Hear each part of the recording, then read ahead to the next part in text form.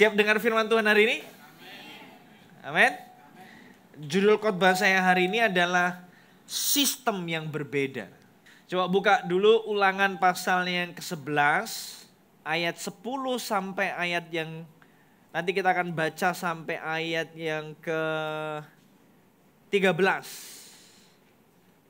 sampai 14 nanti kita baca. Tapi kita akan baca dulu ayat 10 sampai ayatnya yang ke-12. Ini adalah pesan Tuhan untuk setiap orang Israel ketika mereka mau memasuki tanah Kanaan.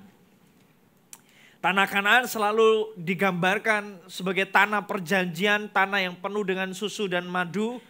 Kita terbiasa dengan janji-janji Tuhan yang berkata, kita akan masuk ke tanah Kanaan. Tanah di mana kita akan merdeka, tanah di mana kita akan menikmati hidup yang luar biasa. Tanah yang penuh dengan susu dan madu, tanah yang gemuk dan segar. Kalau disuruh pilih tinggal di Mesir atau di tanah Kanaan. Maka semua kita akan menjawab, kita mau hidup di tanah Kanaan. Betul? Tapi masalahnya hidup di tanah Kanaan sama hidup di Mesir punya dua pendekatan yang berbeda. Punya dua sistem yang berbeda. Punya dua gaya hidup yang berbeda. Punya dua cara hidup yang berbeda. Kalau saudara mau hidup di tanah Kanaan, saudara harus punya gaya hidup atau cara hidup seperti di tanah Kanaan. Itu namanya compatible, yang memang yang sesuai. Kalau saudara punya handphone yang lama, punya charger yang lama, charger iPhone yang lama, yang Lightning, saudara gak boleh paksakan dengan chargernya yang Type-C. Gak compatible, gak sesuai. Halo? Kalau saudara mau tinggal di tanah Kanaan, maka saudara harus ganti sistem yang tepat. Cara hidup yang tepat seperti di tanah Kanaan. Makanya Tuhan berfirman sama orang Israel. Memberikan sebuah landasan, memberikan sebuah persepsi, memberikan sebuah pengertian bahwa hey orang Israel, tanah di mana kamu akan tinggal, tanah di mana kamu akan hidup berbeda seperti Mesir. Kamu harus bisa menyesuaikan dirimu. Kamu gak bisa pakai sistem lama, cara hidup lama seperti kamu hidup di Mesir, waktu kamu hidup di tanah Kanaan. Lihat ayat 10, itu konteksnya, kita lihat apa pesan Tuhannya. Sebab negeri kemana engkau masuk untuk mendudukinya bukanlah negeri seperti apa? Tanah Mesir dari mana kamu keluar. Yang setelah ditabur dengan benih harus kau airi dengan jeripaya. Garis bawahi kata jeripaya. Garisi bukan ngomong. Handphonenya digaris. Nah ini baru, katakan sama-sama dengan saya jeripaya. Seakan-akan kebun sayur. Tetapi negeri kemana kamu pergi untuk mendudukinya ialah negeri yang bergunung-gunung dan berlembah-lembah yang mendapat air sebanyak hujan yang turun dari langit. Konturnya berbeda. Kalau Mesir kamu bisa buat kolam, kamu bisa buat perairan dengan jeripayahmu, dengan kekuatanmu, dengan kepandaianmu. Kamu bisa airi ladang yang kamu punya. Setelah kamu menabur, kamu bisa buat perairan dengan kepandaianmu, dengan jeripayahmu. Tapi di tanah Kanaan, tempatnya berbeda. Tanah yang bergunung-gunung, tanah yang berbukit-bukit, kamu gak mungkin buat perairan di tempat seperti itu. Kamu hanya bisa mengandalkan hujan yang turun dari langit. Karena sepandai apapun kamu, sekuat apapun kamu gak akan pernah bisa hidup dengan cara jeripayahmu, mengandalkan jeripayah dan kekuatanmu di tanah Kanaan itu. Karena tanah Kanaan itu tergantung sama hujan yang turun dari langit. Siapa yang menurunkan hujan? Hah? Sunyi senyap sekali ini. Yang menurunkan hujan siapa? Jangan ngomong pawang hujan tangking dalam nama Yesus Tuhan. Gak ada yang ngamuk loh ya. Tuhan yang menurunkan hujan. Tuhan yang menurunkan hujan. Jadi Tuhan sedang berkata gini sama orang Israel. Kamu harus ganti sistemmu dari yang tadinya mengandalkan jerih payahmu, bergantung pada dirimu sendiri, menjadi bergantung kepada Tuhan. Sistem Mesir berbicara tentang ketergantungan kita, mengandalkan kekuatan sendiri, bergantung pada diri sendiri. Sistem Kanaan bergantung kepada Allah. Beda sistem. Bergantung pada diri sendiri, sistem Kanaan bergantung kepada Allah. Mana yang saudara pilih? Tentu kita nggak bisa cuma sekadar gini, saya mau bergantung kepada Allah. Orang Kristen kan nggak ada yang ngomong gini, saya bergantung pada diri sendiri. Nggak ada. Kita ini kan semua terbiasa bahasa-bahasa keagamawian kita. Ngomongnya selalu doain ya. Padahal dalam hati kita nggak sungguh percaya bahwa hidup kita itu tergantung sama Tuhan. Karena hidup itu adalah sebuah pertumbuhan di mana kita semakin hari semakin beranjak, berproses untuk mengganti sistem kita dari yang bergantung kepada diri sendiri kepada bergantung kepada Allah. Dari yang mengandalkan kekuatan diri sendiri kepada bergantung kepada kekuatan Allah. Dari yang mengandalkan tenaga dan sumber daya kita sendiri menjadi bergantung kepada Allah. Saudara, kunci transformasi kehidupan setelah saya renungkan sungguh-sungguh adalah ketika kita sadar bahwa dalam hidup ini kita benar-benar memerlukan Tuhan. Kita nggak bisa mengandalkan kekuatan di diri kita. Karena dalam hidup ini ada begitu banyak hal yang di luar kendalinya kita. Halo. Karena dalam hidup ini sekaya apapun saudara, sehebat apapun koneksi saudara, ada begitu banyak hal, ada begitu banyak gunung dan bukit yang nggak mungkin kita bisa atasi dengan kekuatan kita sendiri. Gak mungkin. Setebal apapun dompet kita, sampai kalau kita duduk selalu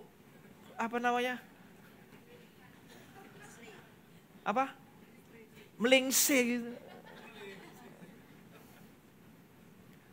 Saking tebalnya dompet kita. Percaya saya bahwa ada banyak hal dalam hidup ini tidak bisa dilakukan oleh uang. Percaya saya. Nafas saudara nggak bisa dibeli pakai uang.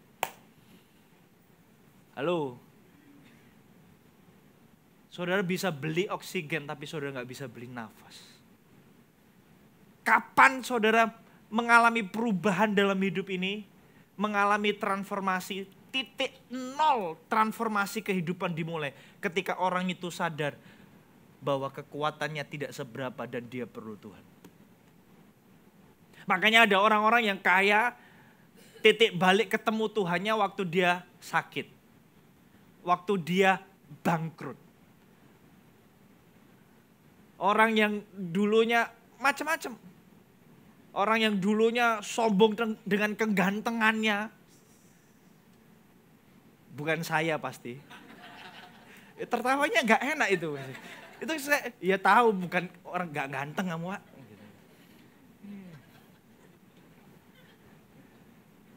Tiba-tiba dia sadar bahwa kegantengannya gak bisa buat apa-apa. Transformasi kehidupan selalu dimulai dari titik nol di mana kita sadar bahwa kekuatan kita tidak seberapa dan kita perlu Tuhan. Amin. Amin. Ayat 13 dikatakan lebih lanjut. Ini jantungnya. Ini adalah sistem Kanaan ini jantungnya, ayat 13. Coba lihat. Kalau kamu mau bergantung kepada Tuhan, ayat 13 kuncinya, kata Tuhan. Jika kamu dengan sungguh-sungguh mendengarkan perintah yang kusampaikan kepadamu pada hari ini, sehingga kamu mengasihi Tuhan Allahmu dan beribadah kepadanya dengan segenap hatimu dan dengan segenap jiwamu. Kalau kamu sudah sadar bahwa kamu butuh Tuhan, maka buka telingamu untuk dengar suara Tuhan. Kasihi dia dengan segenap hatimu. Kasihi dia dengan segenap jiwamu. Dan kita akan lihat satu-satu nih. Kalau kita mau bergantung penuh kepada Tuhan, kalau kita sadar bahwa dalam hidup ini sekuat apapun kita nggak mampu mengarungi, menjalani kehidupan ini tanpa Tuhan, maka posisikan telinga saudara, hati saudara, jiwa saudara sepenuhnya tertuju kepada Tuhan. Karena dari dialah kita bergantung hidup ini. Amin. Ada 3 hal yang kita mau bahas hari ini. Mendengar, mengasihi Tuhan dengan segenap hati, mengasihi Tuhan dengan segenap jiwa. Mau hidup dalam tanah Kanaan? Siapa yang mau hidup dalam tanah Kanaan? Sungguhan mau? Amin. Yang pertama, buka telinga. Lu sudah terbuka, Pak. Kepada siapa saudara mendengar? Kata mendengar di situ adalah syema, bukan cuma sekedar mendengar suara tertentu, tetapi menaruh perhatian, memusatkan perhatian kepada apa yang didengar. Mendengar atau syema, definisinya adalah ini. Mendengar dengan serius, mengerti dengan hati, taat dalam tindakan. Mendengar dengan serius, bukan cuma dengar, tapi ngerti. Lah ini yang kadang kita nggak punya.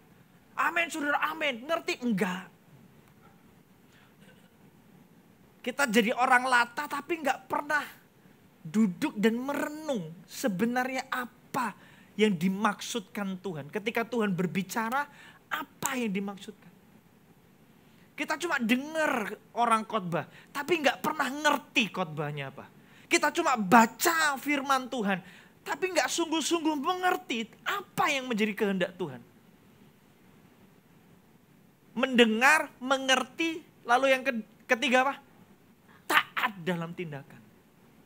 Syema itu 3 aspek ini. Kalau saudara mau hidup di dalam tanah Kanaan, perbaharui cara saudara mendengar. Ubah cara saudara dengar firman Tuhan. Posisikan sungguh-sungguh firman Tuhan sebagai sesuatu yang berotoritas dalam hidup saudara. Makanya hari ini pertanyaan yang saudara harus jawab, apakah firman Allah adalah otoritas tertinggi dalam hidup saudara? Atau jangan-jangan cuma firman Allah cuma sekedar suara yang terdengar oleh telinga saudara. Saudara nggak beri otoritas, saudara nggak pernah kasih firman Tuhan tempat untuk memerintah hidup saudara. Otoritas tertinggi bicara tentang bahwa kalau ada yang tidak sesuai dalam hidup kita, ada yang kontras dalam hidup kita, ada yang berbeda arah dalam hidup kita antara firman Tuhan atau keinginan kita, maka kita akan taat sama firman Tuhan. Halo. Kalau ada berbeda arah tentang apa yang kita pikirkan dengan apa yang Tuhan pikirkan. Kalau betul firman Tuhan adalah otoritas tertinggi, kita akan taat sama firman Tuhan. Nanti kita akan bahas lebih lanjut. Pertanyaan kedua, apakah kita rindu belajar firman Tuhan.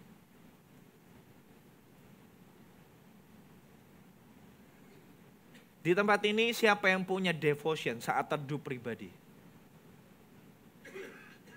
Pulang aja wis.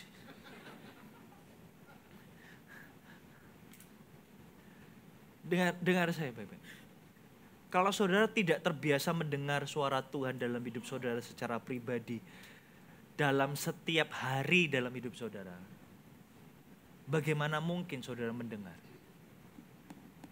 Kalau saudara nggak punya momen pribadi sama Tuhan, waktu-waktu di mana saudara izinkan Tuhan berbicara buat hidup saudara, baca Alkitab bukan sebagai pengetahuan, baca Alkitab sebagai tempat di mana saudara butuh suara Tuhan. Mendengar suara Tuhan. Tuhan mau ngomong apa dalam hidupku? Apa yang harus aku lakukan Tuhan? Kalau saudara nggak punya itu, lalu saudara mendengar siapa? Kalau saudara lebih punya banyak waktu nonton Netflix, drakor, dracin, Mahabharata dan lain sebagainya itu, tapi nggak punya waktu untuk belajar dan merenungkan firman Tuhan, maka bagaimana mungkin Tuhan bisa berbicara dalam hidup saudara? Tuhan bukan berhenti berbicara, Tuhan tidak punya akses untuk berbicara. Itu yang lebih tepat. Kalau ada orang yang tanya, Pak, kok saya nggak bisa dengar suara Tuhan ya? Bukan karena Tuhan nggak berbicara. Kamu nggak punya waktu. Kamu nggak memberi Tuhan akses untuk Tuhan berbicara dalam hidupmu. Kita terlalu penuh dengan semua yang lain dalam hidup ini. Kita terlalu penuh dengan semua suara yang ada di dunia ini. Sampai nggak punya suara. Nggak izinkan suara Tuhan berbicara dengan kuat dalam hidup kita. Padahal Tuhan masih terus berbicara. Bukan Tuhan yang bisu, kita yang tuli. Amin. Punya waktu. Kalau saudara mau mendengar, mengerti, taat, cari kehendak Tuhan. Renungkan firman Tuhan dalam hidup saudara. Enggak perlu baca 10 pasal setiap hari, enggak perlu. Halo. Kita ini bukan kejar paket banyak-banyakan pasal. Tapi belajar gini loh. Belajar setiap pagi. Siapa yang mau syema? Dengar suara Tuhan. Setiap pagi. Sebelum saudara buka sosmed saudara. Sebelum saudara buka Netflix saudara. Doa. Ini kebiasaan hidup saya setiap hari. Setiap bangun tidur, saya selalu nyalakan musik penyembahan. Lalu saya berbahasa roh. Entah berbahasa roh, entah diam, saya cuma minta Tuhan speak to me. Ngomong sama aku, Tuhan mau apa dalam hidupku. Lalu saya buka 1-2 ayat. Biasanya yang saya lakukan, saya buka YouVersion, ada verse of the day. Lalu saya baca 1 pasal penuh dari YouVersion itu. Lalu setelah itu ada firman-Mu hidupku. 2 pasal itu. Waktu membaca gak cuma wes bablas ayatnya. Tapi betul-betul direnungkan apa yang Tuhan mau. Hari ini Tuhan mau ngomong apa dalam hidupku. Amin. Di situ saudara akan ketemu sama suara Tuhan. Amin. Mau? Mau siapa? Ini baru poin 1 loh saudara. Yang kedua, mengasihi Tuhan dengan segenap hati. Hati atau levav itu bicara bukan cuma sekedar perasaan. Tapi bicara tentang pikiran, kehendak, keputusan, bahkan motivasi terdalam.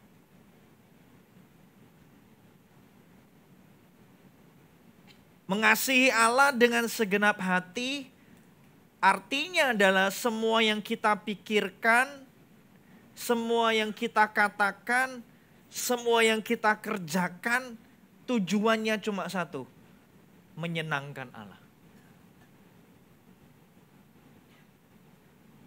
Kalau saudara bertumbuh dalam poin ini, saudara akan mengalami kemenangan hidup. Tuhan Yesus pernah dicobai oleh setan. Jadi kalau Tuhan Yesus saja dicobai oleh setan, jangan bermimpi saudara nggak pernah dicobai. Saudara pasti dicobai. Tuhan Yesus pernah dicobai sama setan setelah puasa 40 hari 40 malam. Setelah puasa biasanya apa? Lapar, pinter. Nggak ada setelah puasa pingin liburan. Setelah puasa itu lapar, hal pertama yang dia butuhkan adalah makan. Iblis datang sama dia dan berkata, aku tahu kamu lapar. Firman Tuhan berkata, kamu bisa ngubah batu ini jadi roti. Lalu Yesus berkata apa? Makananku, manusia hidup bukan dari roti saja, tapi dari tempe. Tapi dari setiap perkataan yang keluar dari mulut Allah. Kalau ngomong soal kebutuhan, Yesus butuh nggak? Dengar saya baik-baik. Yesus benar-benar hidup mengasihi Tuhan dengan segenap hatinya, lefaf. Pikiran, perasaan, kehendaknya, tujuannya cuma satu, menyenangkan Allah. Halo? Karena akan ada dalam hidup kita, ada perbedaan signifikan antara apa yang kita butuhkan dengan apa yang menjadi firman Tuhan. Kebutuhan Yesus setelah puasa itu makan. Betul nggak? Tapi saya bersyukur Yesus tidak hidup berdasarkan apa yang dia butuhkan. Yesus hidup dengan segenap hatinya, menunjukkan, kasih tunjuk sama kita bagaimana hidup mengasihi Allah dengan segenap hati itu. Dia nggak dikendalikan oleh apa yang dia butuhkan. Dia pegang firman Tuhan. Ini bukan momen aku makan, ini momen aku hidup bergantung sama Tuhan.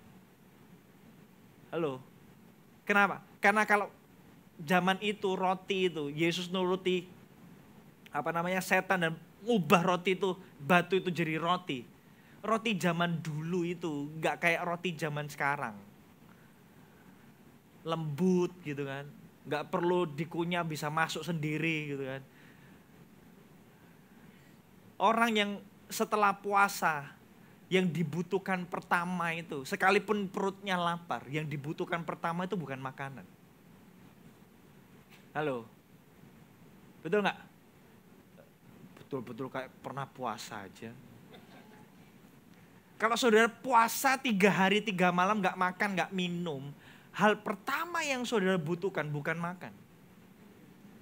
Karena kalau saudara makan setelah 40 hari 40 malam dengan roti yang tidak selembut sutra, saudara kelelakan.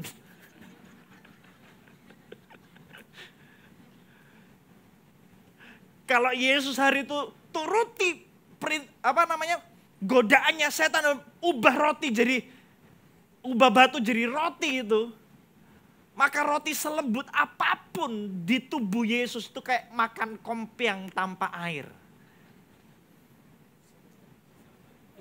Wah gitu, makan gitu. Apa yang terjadi? Kita akan baca Alkitab dengan konyol dan kita akan dapati Tuhan Yesus tidak menyelesaikan semuanya. Banyak orang salah ambil langkah dalam hidup ini karena dia hanya dikendalikan oleh kebutuhan dan keadaannya. Ketika terjadi kontras antara pikiran perasaan saudara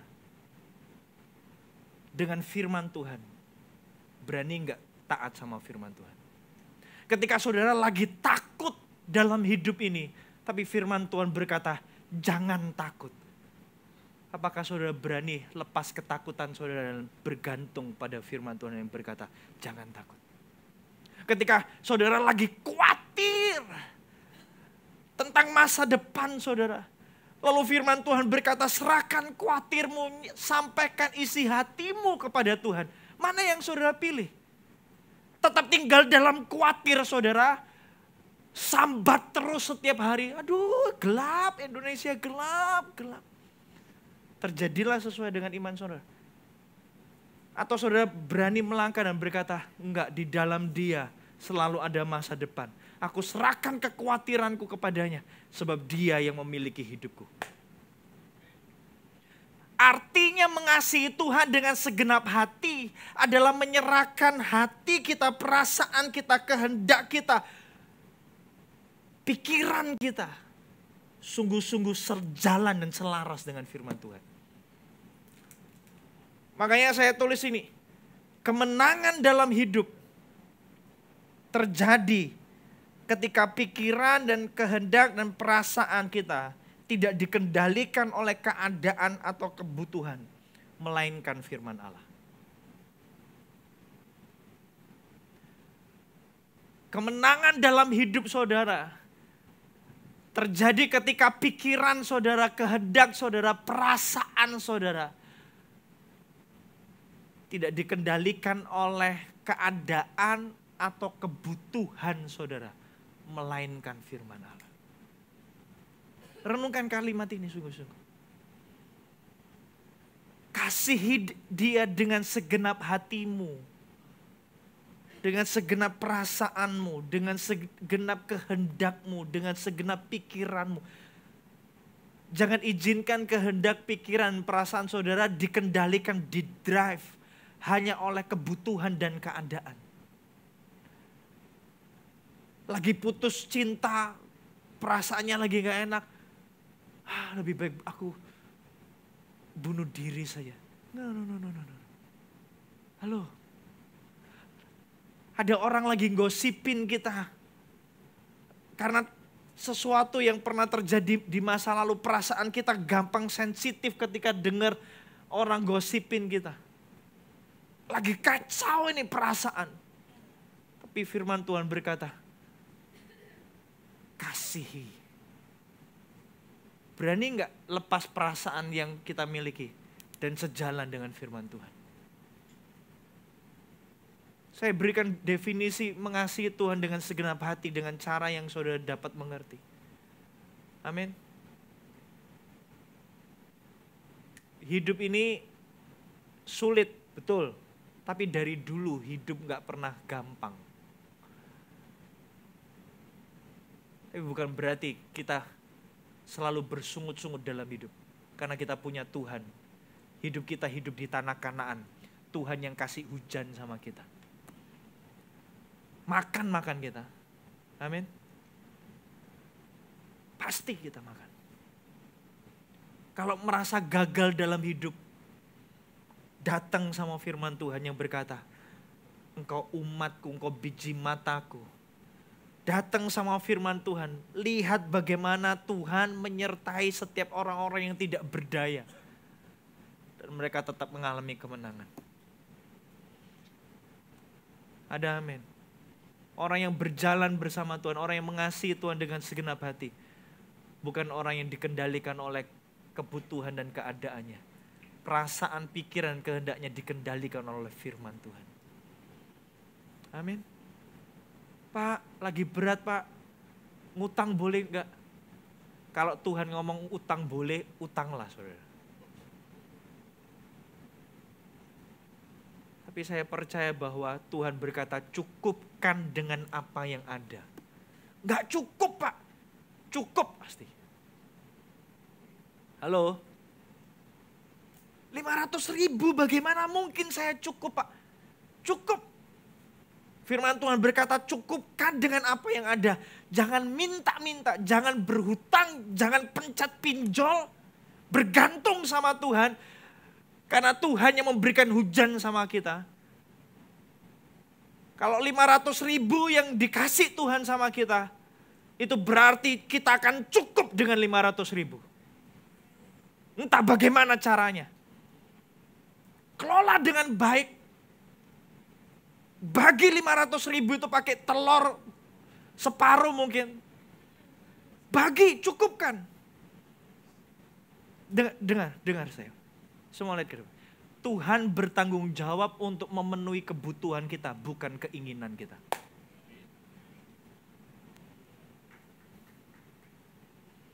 Ini tepuk tangannya agak, iya enggak.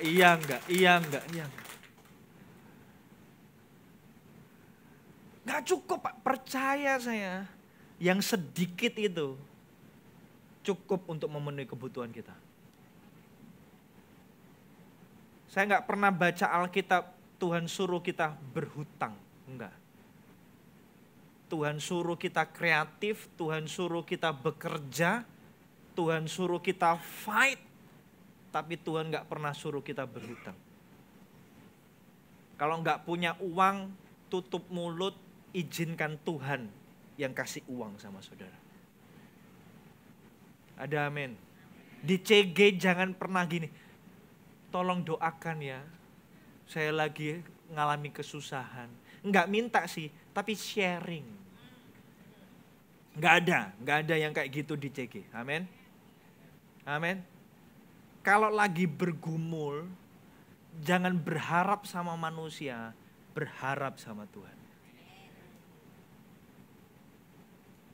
Ini aminnya gampang, tapi ngelakuinnya sulit.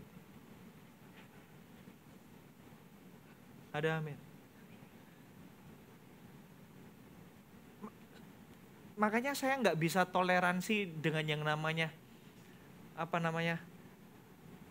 hak asasi manusia yang berkata, nggak apa-apa lah, kan orang itu punya hak asasi manusia. Kalau laki-laki mau perasaannya itu cinta sama laki-laki, nggak apa-apa lah. Kan dia nggak pernah nggak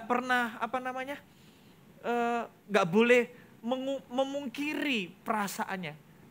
Firman Tuhan berkata gini loh. Perasaan kita bukan Tuhan kita. Tuhan kita sudah berkata bahwa Dia menciptakan laki-laki dan wanita. Kalau saudara lagi bergumul dengan dosa sesama jenis, itu sama pergumulannya dengan seorang laki-laki mencintai wanita yang bukan istrinya. Pergumulannya sama, perasaannya sama, geloranya sama. Halo, hanya karena bahaya ada istri saya. Hanya karena saudara laki-laki dan saudara lagi menggebu-gebu dengan wanita lain yang bukan istri saudara, bukan berarti perasaan itu valid dan perlu dituruti. Itu sama kayak wanita yang hanya karena kita lagi bergelora perasaan kita pengen membeli sebuah barang yang sangat kita impikan padahal uangnya nggak cukup.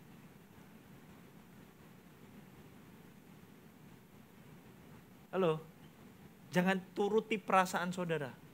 Datang sama firman Tuhan. Amin.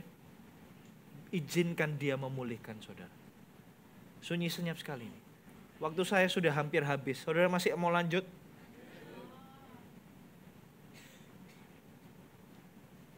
Yang ketiga, mengasihi Allah dengan segenap jiwa.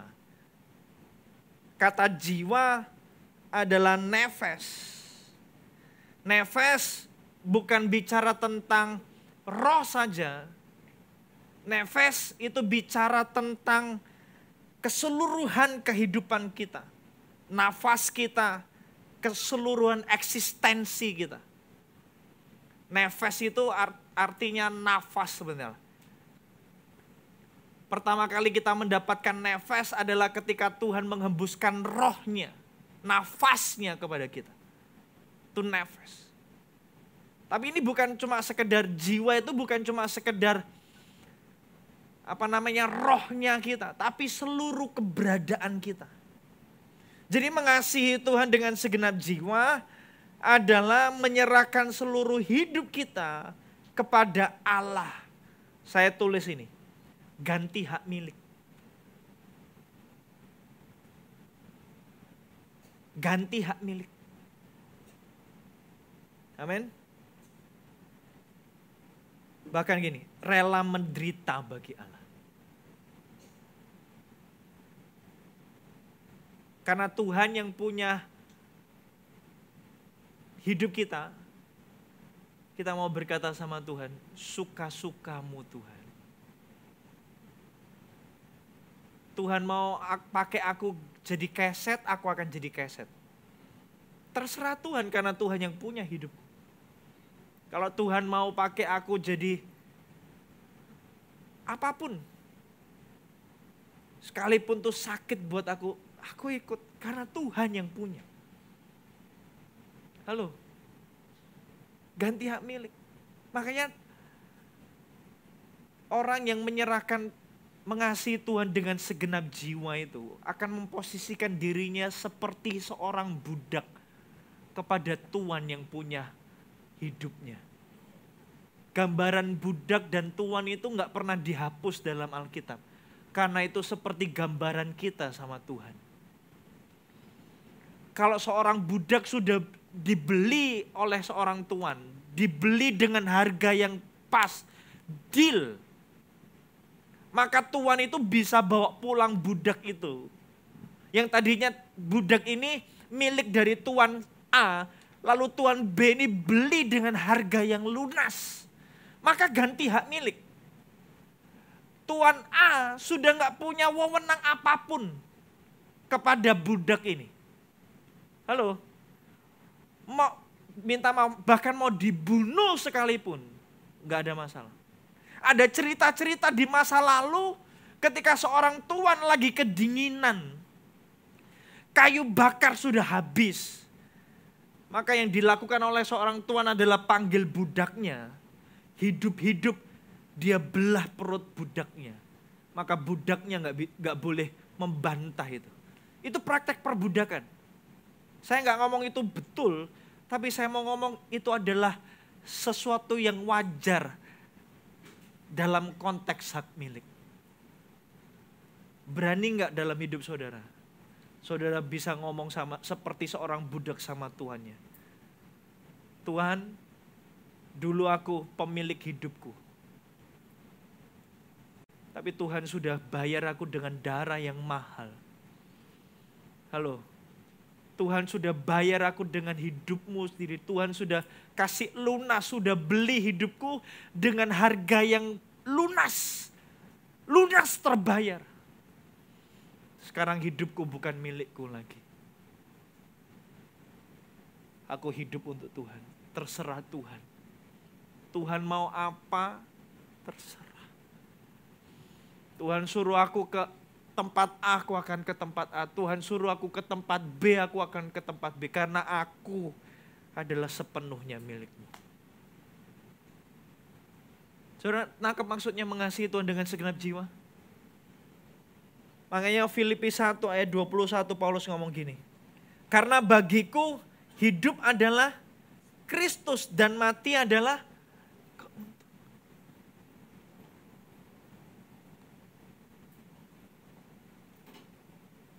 kalau saudara mendengar Shema, kalau saudara mengasihi dia dengan segenap hati, ketika saudara ada perbedaan antara apa yang saudara rasakan, apa yang saudara pikirkan, apa yang saudara kehendaki dengan firman Tuhan, saudara mengikuti firman Tuhan, tanggalkan pikiran perasaan, kehendak saudara yang biasanya dikendalikan oleh keadaan dan kebutuhan, sekarang sungguh-sungguh dikendalikan oleh firman Tuhan. Mengasihi dia dengan segenap jiwa. Saudara serahkan hidup saudara. Saudara tahu hidup saudara sudah dibayar lunas. Tuhan mau apapun dalam hidup saudara, saudara ikuti. Dengar ini Bebek. Maka jaminan hidup saudara adalah Ulangan 11 ayat 14. Maka ia akan memberikan hidup, memberikan hujan. Untuk apa? Tanahmu pada masanya. Hujan awal dan hujan akhir. Sehingga engkau dapat mengumpulkan gandummu, anggurmu dan minyak. Saya tulis ini, ketika telinga mendengar suaranya, hati melekat kepadanya, dan hidup terserah kepadanya. Bukan berserah, terserah kepadanya. Maka berkatnya tercurah seperti hujan. Amin.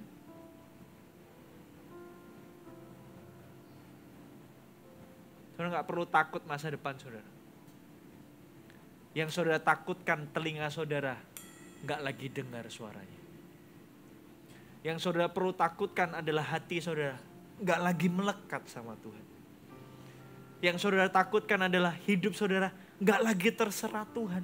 Hidup saudara terserah diri saudara. Kenapa? Karena waktu hati saudara gak lagi mendengar suaranya. Telinga saudara gak lagi mendengar suaranya. Hati saudara gak lagi melekat sama Tuhan. Hidup saudara gak lagi terserah sama Tuhan. Saudara mengerjakan hidup dengan kekuatan saudara sendiri. Berkatnya gak akan tercurah sama hidupmu. Waktu saudara pakai sistem Mesir, Tuhan berhenti kirim hujan. Jalani. Kamu mau pakai caramu, jalani. Makanya saya sepakat ketika kita turun tangan, Tuhan angkat tangan. Kalau kita angkat tangan, bukan nyerah loh. Tapi terserah Tuhan. Pakai caranya Tuhan. Tuhan akan turun tangan.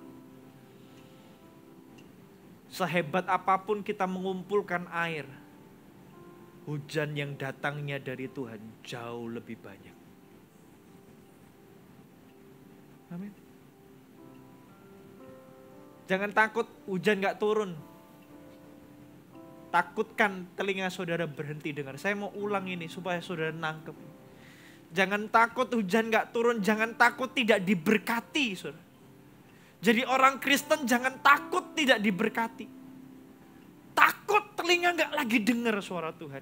Takutlah kalau hati saudara sudah bergeser dari mencari kehendak Tuhan, dari ingin menyenangkan Tuhan kepada sebuah motivasi yang lain.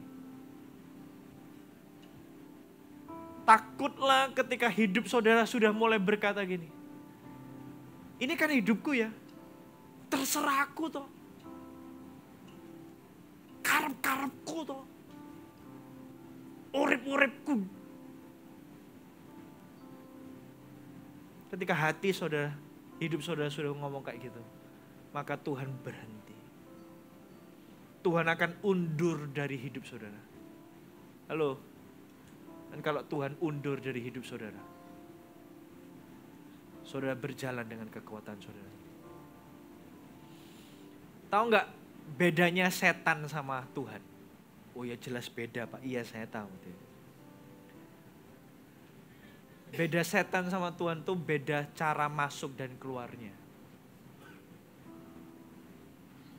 Kalau setan masuk itu senyap-senyap. Saudara gak akan sadar bahwa dia sudah menguasai hidup saudara. Karena dia disebut pencuri, bukan perampok.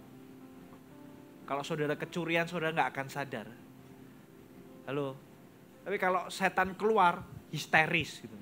Wah, rame-rame. Kalau Tuhan masuk dalam hidup saudara, Tuhan masuknya dengan bersuara. Dia ketok pintu. Boleh gak aku masuk dalam hidupmu? Keras suaranya. Tapi kalau Tuhan mundur dari hidup seseorang, saya dapat di Alkitab, Saul gak sadar Tuhan undur dari hidupnya. Simson gak sadar Tuhan sudah undur dari hidupnya. Kalau Tuhan sudah mundur dari hidup kita, seringkali kita gak sadar. Itu yang bahaya. Saudara. Makanya dalam hidup ini jangan takut, gak diberkati, itu ketakutan yang paling konyol. Saudara. Takutlah telinga saudara gak lagi dengar suara Tuhan. Takutlah hati saudara gak lagi melekat sama Tuhan. Takutlah hidup saudara gak lagi terserah Tuhan. Keras hati. Karena di momen itu Tuhan mulai selangkah demi selangkah undur dari hidup kita. Kita mulai berjalan dengan kekuatan kita sendiri. Amin. Amin.